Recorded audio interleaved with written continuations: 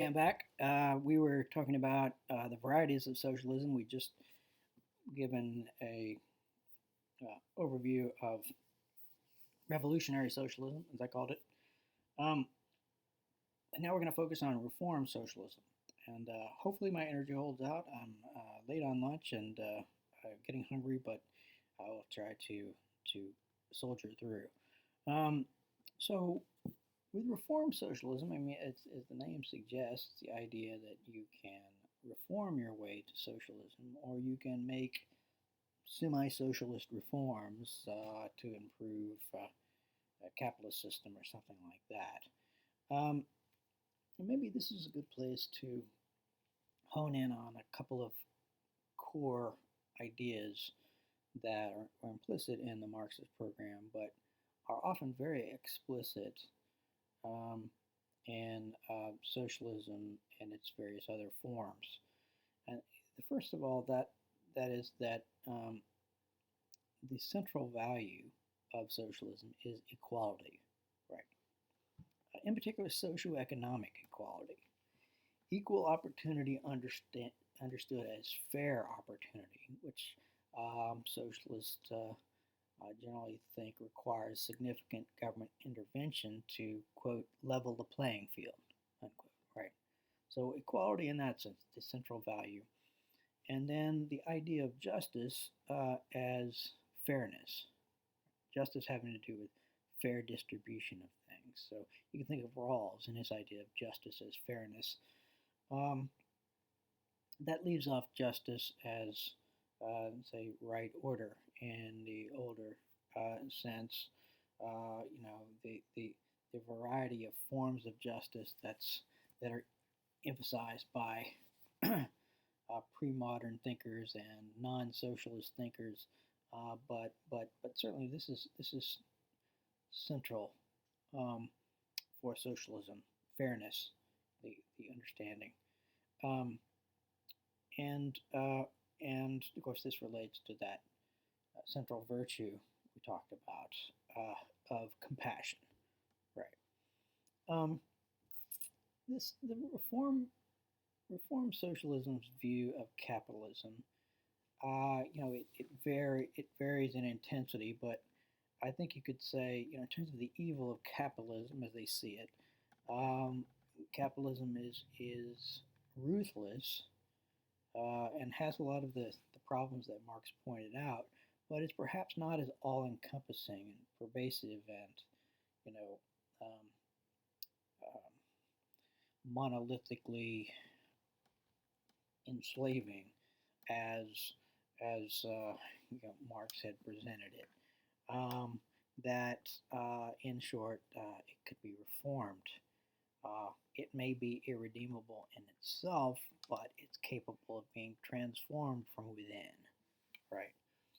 So that's the view of capitalism.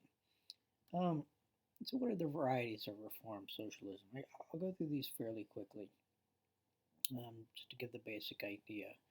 Um, the early one of the early versions was in terms of workers' communes, right? And Robert Owen is an important figure here. Remember, Robert Owen tried to create these model communities built around, uh, you know, work of working class, and there would be a factory, and there would be homes, provided uh, for the workers, and that there would be education provided for the workers, and so forth.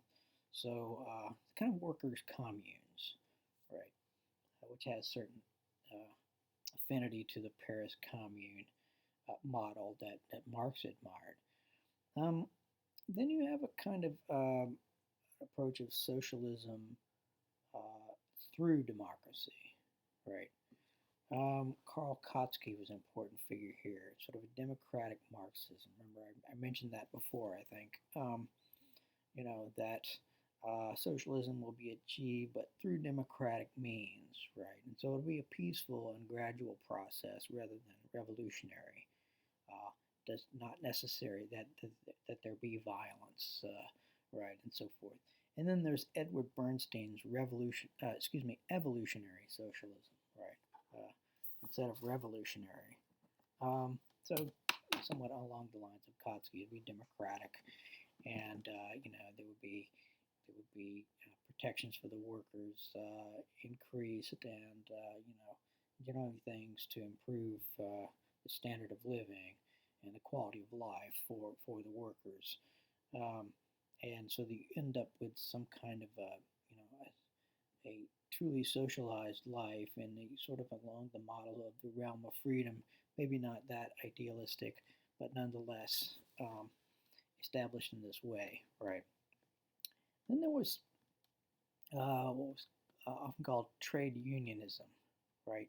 So the formation of unions representing workers who would um, alternately apply pressure on uh, on big big business or the capitalist, and try to bring them to the negotiating table to make concessions to the workers and give them fair treatment, protections, benefits, etc. Um, so, in the most important means of pressure was the strike, right, where the workers collectively get together and say, "We're not working this week," or "We're not working until you know, um, till you meet us to negotiate this issue to increase our wages or whatever, right?" And by bringing the business to screeching halt, right, and leaving no alternative for the idea was to leave no alternative for the boss, um, but to agree to negotiate, right, and to meet some at least minimal demands of the workers. But for this to be successful, it was important that no all the workers uh, get with the program. All the workers strike, because if some of them decided to stay back and work, then the strike wouldn't be effective, and the boss could just fire all those other people and hire new ones, right? And so everybody working as a unit was critical. I'll come back to that issue in a moment. Then you have what you could just call welfare statism. Keynes called it semi-socialism, right? And you could debate about whether this should be put in the class of semi-socialism at all. In fact, um, the the goal for people like Keynes and people like FDR, who used Keynes as his most important intellectual influence, um, was to find a kind of middle way between capitalism and socialism. They wanted to avoid socialism, and so welfare statism was sort of a safer alternative. That if we didn't deal with the problems of capitalism, we would end up being socialist. But that we don't want to become socialist, so we get this sort of this middle position. Um, and usually this has been, it was in your textbook, just classed under liberalism, right? A certain form of progressivism, and that's probably uh, it's probably more correct than to categorize it as socialism, at least in the traditional sense of socialism, right? But there are there are people like Friedrich Hayek who who looked at welfare statism as a kind of gateway drug to socialism, that was kind of a slippery slope, and people have debated over that. And there's debate about that with regard to the American Democratic Party today. They all started off welfare status, with FDR as their hero, but now you have a rise of harder leftism coming to the fore. And is that sort of long term? Is that sort of the inevitable tendency, or something like that? Um, but I just included this semi-socialism, welfare statism here as a point of comparison. So I'll end here as I did with on the revolutionary socialism lecture, responding to some of your questions or raising questions in line with some of the comments you made on discussion board. Um, Starting again with the source of rights. Um, I think with these other varieties of socialism, you have a similar problem as you had with Marx. Uh, when you raise the question of what is the basis of these rights, it's it's a little more theoretically in terms of how it's philosophically worked out. It's a little hazy. Uh, the American founders that talked about natural rights that were God given, right? And it's pretty clear what the source of rights were. But when FDR and people like him came in and talked about the need for some new rights, we called economic rights. He had an economic bill of rights, sort of a laundry list of things to help people economically through government intervention, right, as opposed to leaving them alone, not taxing them, not regulating them, or so forth, but providing benefits for the workers of the world. Um, FDR was explicit. His Commonwealth Club address about this was an oversight of the American founders. They were able to get away with it because of certain circumstances, but they only talked about negative rights or the rights against the government, but they failed to reflect on economic rights that the government would need to underwrite. Um, but while he says that, he doesn't give any philosophical grounding for it, and that's a problem. I mean, if in terms of political theory, that's a problem for socialism in general, and maybe it's connected with a generally more secularist tendency among socialists, in a general greater focus on material goods as opposed to, say, spiritual goods or something like that. I mean, yeah, it's just a question that needs to be answered, I suppose, to bolster philosophically uh, what socialists want to do. Then on the question of equality, I wanted to raise a lot of questions that you guys touched on one way or another. Um, the first question is, there's a strong focus on equality, and the term tends to be used constantly without much clear reference to what kind of equality people are talking about. The focus is not for socialists, typically it's not status people have under God, or even legal equality, although most of them assume that legal equality will be a necessary first step, but socioeconomic equality, right? Um, and this usually does not mean literal perfect equality in the sense that everybody owns the exact same amount of stuff, um, but rather, a concern about inequalities that make ordinary workers vulnerable or disempowered. Um, and that's the kind of equality that is mostly focused on the social dimension of this. I mean, socioeconomic, right? The social dimension of this has branched off into, as we talked about with cultural Marxism, right, into areas of race and sex and so forth. And so social inequalities like that have come to play, and they get all tangled up and tied into economic inequalities. Um, but getting clear on what kind of equality you're talking about would be important philosophically and probably practically as well. Then you have the same question about equality here as about rights. Right? What is the basis of human equality? Um, it's always important if you're going to if you're going to try to argue for certain things. If you're going to make a good argument, if you're going to make a compelling argument, you have to appeal to certain criteria or standards by which people can judge your argument.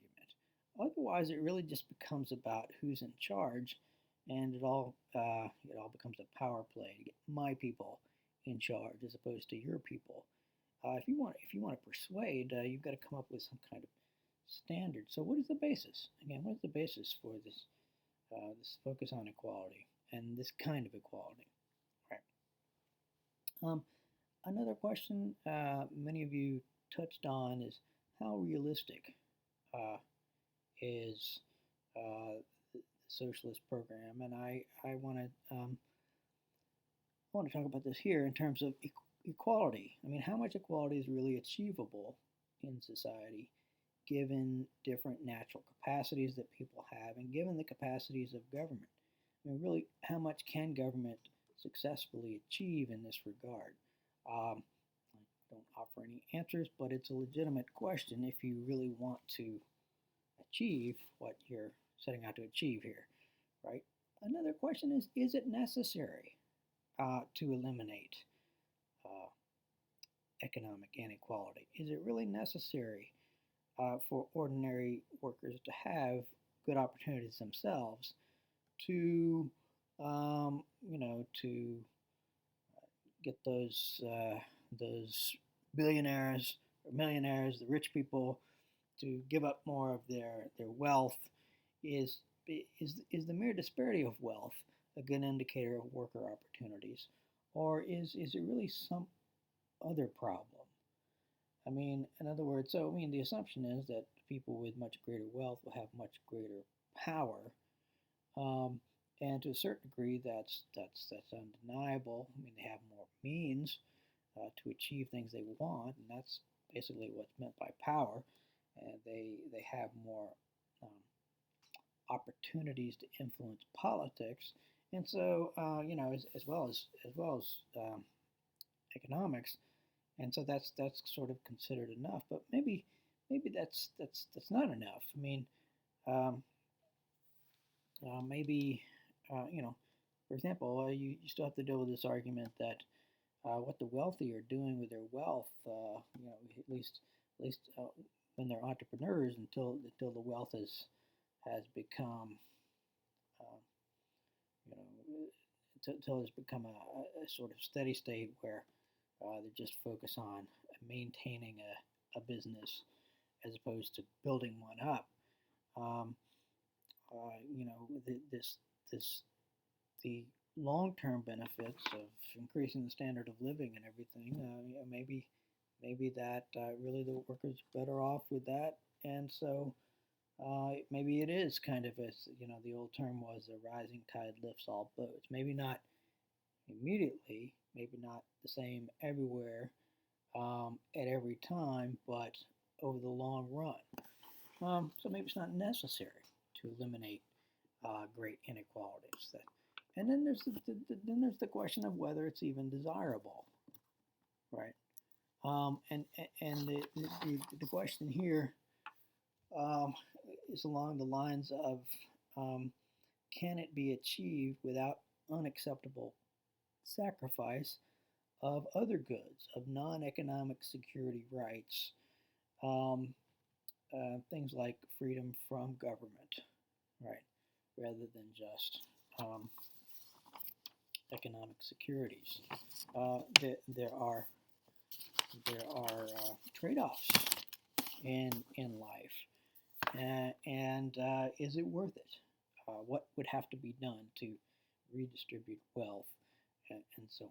And then this comes to the last question about equality uh, is it truly fair? I mean, this is all in the name of fairness, but granted the need to prevent unfair business practices like fraud and monopoly and so forth.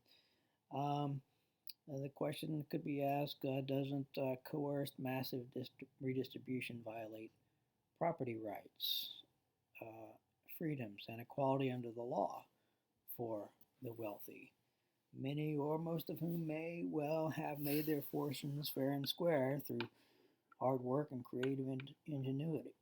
This is a common question, especially libertarians tend to ask. But just because libertarians ask it, even if you're not a libertarian, doesn't mean it's a bad question. Um, and doesn't in fact this kind of coercive, massive redistribution of wealth doesn't it undermine the principle of meritocracy? You know that I mean maybe people who you know maybe people who have more often earn more, that it's deserved, they merit it. So you can wrestle with those questions. Um, a couple more questions to consider. Um, what about organized labor? How important is that for socialism? And how should one think about that? And I'm going to put this in terms of organized labor versus what's called right to work. There are a lot of states now that have what are called right to work laws, which means that um, people who you know get hired by a business should have the right to decide whether they want to be in a union that may represent that business or industry, or the workers in that industry, um, or not. The right to work law says that you, an employee, can decide you don't want to be in the union. And of course, this greatly undermines the power of the unions because of what I said earlier, that for strikes to be effective, it, all the workers need to be on board, or you know, uh, it just won't work, right? Um, but some questions about this, right? Do the benefits from organized labor outweigh the costs to economic growth, which is the theory uh, that I just alluded to, may improve the quality of life for workers more in the long run than the uh, higher wages and so on. Um, there is this dynamic of minimum wage that when the minimum wage is increased significantly, a lot of people get laid off because the people who they're working for don't want to pay that extra amount, right? And maybe a low wage is better than no wage. Um, Again, just raising questions. Um, and what about individual economic and political freedom of the worker? Uh, we call worker choice, and this is the basis of the right to work laws. Um, if you have to join a union to have a particular job, um, this means that you will have to pay dues to the union, and the unions, because the unions are very politically connected, and in the context of American politics, that's entirely the Democratic Party. Your dues can be used to promote political purposes that you may not agree with if you're not a Democrat. Right? And that's sort of the justice argument that people have made for. Um, at any rate, the organized labor is much less of a uh, political force than it used to be. Now the most important labor union is the one, excuse me, the one that represents public employees, people who work for the government. Um, but anyway, that's been a major shift in the fortunes of socialism. That organized labor is much less powerful than it was in the United States, for sure. Some final questions about socialism. Um, One question that's constantly brought up um, is it workable? socialism or democratic socialism workable? Another way you could put this question is why socialism's lack of success. Most of the time, when people say that, they're thinking of really revolutionary socialism more. They think about the Soviet Union. Uh, they may think about China, but usually they're not thinking about the reform versions of socialism, which are less obviously massive failures. Um, and so, because that's one question: is what kind of socialism are you asking this question about? Have the reformed version of socialism, in fact, been somewhat successful? Um, but you'll have people like Bernie Sanders saying, socialism hasn't worked because it hasn't really been tried. Right? This is one of the old ones, either from a lack of opportunity or from failed leadership. Uh, and one of you I had brought up in your comments that um, it seemed like socialism had been repressed, certainly in this country. During much of our history, it kind of been politically repressed, and so hadn't had a chance here. Um, and that may well be true, but it has been tried at other places and hadn't seemed to work really well there, at least in terms of these more hardcore versions. Um, and so, is that because people like Lenin or Stalin, Trotsky, Mao, they weren't the right leaders for the time, or is it something about the inherent logic of socialism? This is an important question, right? Maybe there's something about the logic of socialism, especially the Marxist variety, with its theory of history, and its very stark categories. Is there something about the inherent logic of that brings a lack of success, or worse? Um, and then also along these lines, there's the question of human nature, right? To the extent socialism has failed, uh, maybe it has something to do with human nature. At least one of you brought this up. And here I think it's helpful to look at Aristotle's critique of communism uh, in Book 2 of the Politics, responding to Plato's Book 5 of the Republic, uh, where there is a kind of thought experiment that talks about the guardian class having women and children and property in common, communism. Um, and I want to point out two things in his account that are certainly worth thinking about. The first problem uh, with communism, why he thought it could not work, is human corruptibility. He thought the primary problem, and the ancients generally thought the primary problem with human beings is internal, not external, right? Um, that it really comes down to human character, and the quality of human beings will determine, that ultimately is the decisive factor for the health of society. So Aristotle suggested it doesn't matter how well you organize property, um, you will always have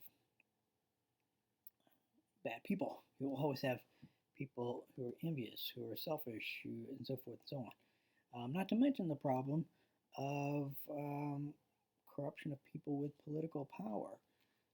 It's these, critics of socialism often say, well, when okay, if I grant you that you're trying to um, overcome economic uh, tyranny of powerful corporations and so forth, but why do you think people in government who have even greater power will not use that extra power we give them to control the private uh, elites um, irresponsibly and dangerously as well?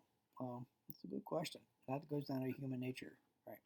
Um, And then the second one, interesting point that Aristotle makes is what he calls the love of one's own. He says there is a natural love of one's own built into human nature.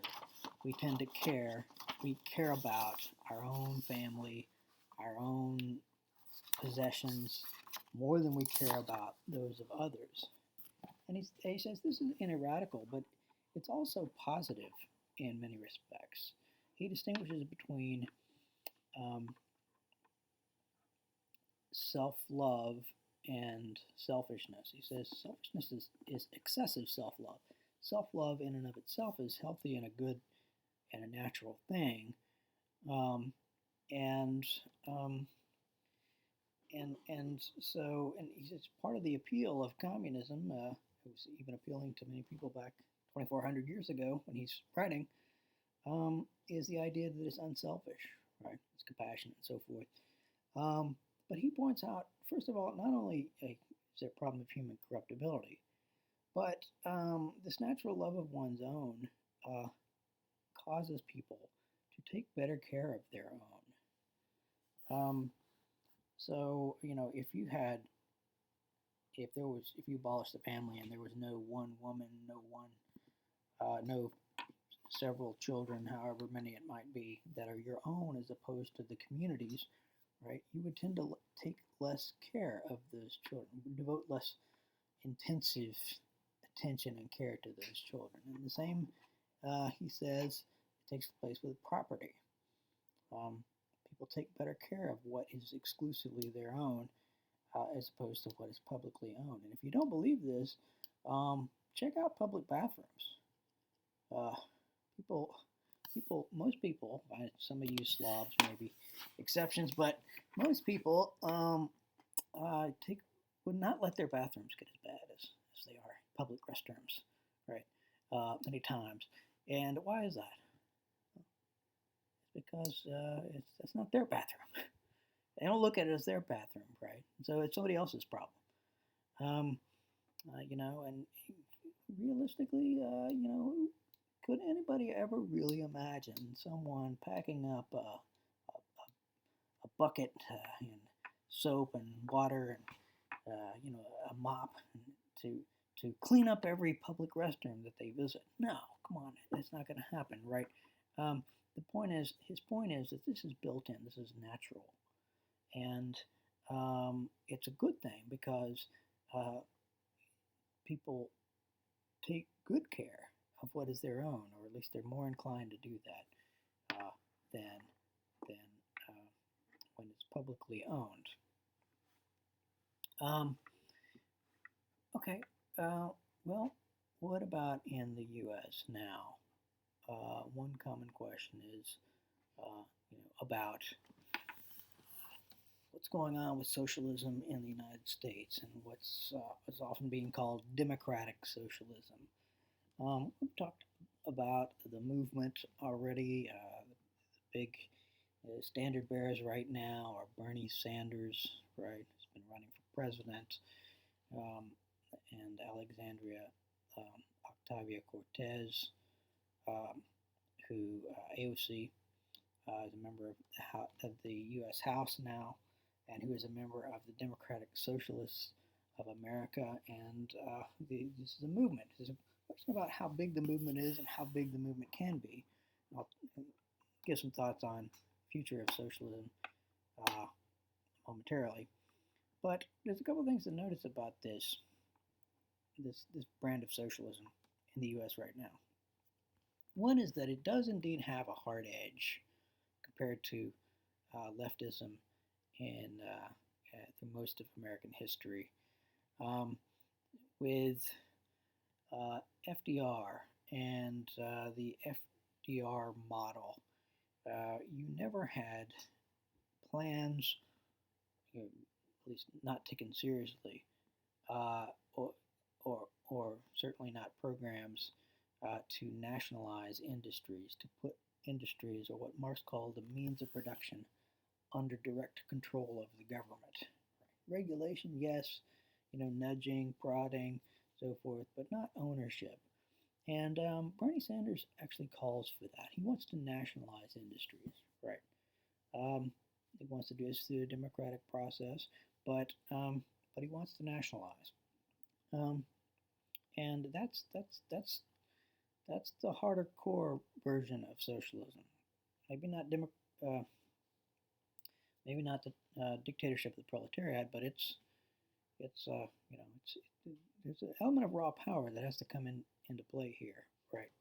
And certainly control over the economy in a to a degree that Americans have never tolerated before are being pushed for by many of the mainstream Democrats, or at least mainstream in the sense that they've run for president and gotten very far.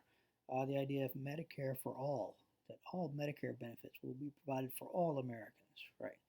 Which will mean that the government is under uh, significantly greater control of the healthcare industry than they are now, effectively running it in some ways, right? Or at least, if not running it, certainly controlling it to a much higher degree than heretofore, right? Free college education, which would involve forcing universities to provide a service that they charge quite a bit more for nowadays, right? The Green New Deal really would require taking over the economy, um, um, if not entirely, then to a really extraordinary degree. So this is socialism in the real sense, I think. And so to call themselves democratic socialists, it does fit here. Um, the question can be raised about that democratic part. Okay, so um, under this model, we get there democratically, but once we get there, how democratic is it going to be? Once the people who want to carry these programs are in charge, um, and here you run into the old problem that the founders and others talked about, and the reason that Aristotle called democracy a bad regime is the specter of the of majority tyranny, right? Um, that is, a democracy in the modern sense has presupposed a certain level of compromise between majorities and minorities, right? And protection of minority rights and so forth. But to do what what these American socialists want to do would require a great deal of coercion, um, and raises questions of the rights of minorities and whether, in fact, this is not a a massive curtailment of democracy in the modern sense, in the sense that tried to overcome the form of it that has tried to overcome a lot of the traditional critiques of democracy. Okay, well, a last word on the future of socialism and democratic socialism, in particular in the U.S. I say in particular in the U.S., but maybe it's worth noting that um, socialism is not exactly on the rise in most places in the world. The movement has been for a while really more in the other direction in many respects. I'll come back to that in a moment. But I have no idea uh, how successful socialism will be in this country. I have a guess. I don't think it will succeed, um, even democratically, um, at least not fully. Um, but there are some X factors that really have to be considered. First has to do with education, higher education. In particular, socialism is generally not looked at positively by people who are, say, 40 and over, maybe 35 and over. unless you're a college professor, pretty much, um, and it's student activists being inspired by these college professors who are really pushing this forward. So a big question is, you know, how successful these, socialist professors or socialist um, favoring professors are in winning over the next generation. How many of these young people will continue to be socialists as they get older or be enamored by the socialist ideal? Um, how many of them will raise children who favor these kinds of programs? Hard to say, but that's a critical question, the educational question. Um, then you have the party politics question. Uh, the condition and the leadership of the Democratic Party, in particular in this country. Um, the Democrats, I mean, socialism has no traction in the Republican Party at all. It's the Democratic Party that is the issue here. Um, they haven't traditionally, Democratic Party has not traditionally been socialist in the traditional sense, but we've just noted they're gaining a lot of traction in the Democratic Party. But it's still up in the air, even in the Democratic Party. I mean, you've probably seen the stories of Democrats panicking at the idea that Bernie Sanders will be the candidate, panicking because they think that it will be an electoral disaster if uh, Bernie Sanders is the candidate, because they think the American people will see him as too extreme. Well, this suggests that there are strong elements and perhaps leading elements in the Democratic Party that are not ready for full-on socialism, despite the rhetoric of some of these people like Bernie Sanders and Elizabeth Warren and AOC and others, right? So it's a big that's a big uh, question mark there. Uh, you know, um, the status of the Democratic Party, and it's really up in the air now. Party politics has been very fluid in the last couple of decades in terms of people keep thinking that at the beginning of the during the George W. Bush years, when things were going well, they thought, well, there's going to be a realignment where Republicans dominate for the next generation, and then with Obama, they thought the Democrats are going to do that, and then the Democrats have increasingly seemed, you know, um, flailing during during the Trump years, um, not able to come to terms with Trump, not able to effectively uh, counter Trump, um, and so on.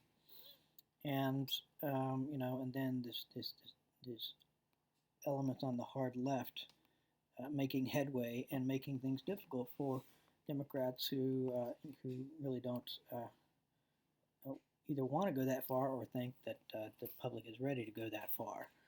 Um, and the Democrats have been in a bind. But now we've got the coronavirus thing, and who knows who comes out looking good at the end of this? So many X factors, right? So and then the last thing I would mention is the phenomenon of populism, and this is a good segue to the next um, lesson on nationalism and populism. But you have a growth of populism on both the left and the right. Right, populism meaning movements emphasizing the welfare of ordinary people, working class people, maybe middle class people, lower middle class people, um, who are just disgusted with the elites, with the establishment, et cetera, et cetera. And you see this on the left and the right, right? I mean, Bernie Sanders is a populist phenomenon just as much as Trump is, although they have different populations that they're growing from, right? And you could argue about the different sizes of those populations and so forth. Um, but and you have populist movements going on all around the world, right? Over in Europe, there's been a big rise of populist movements. All Brexit being the perfect example, right?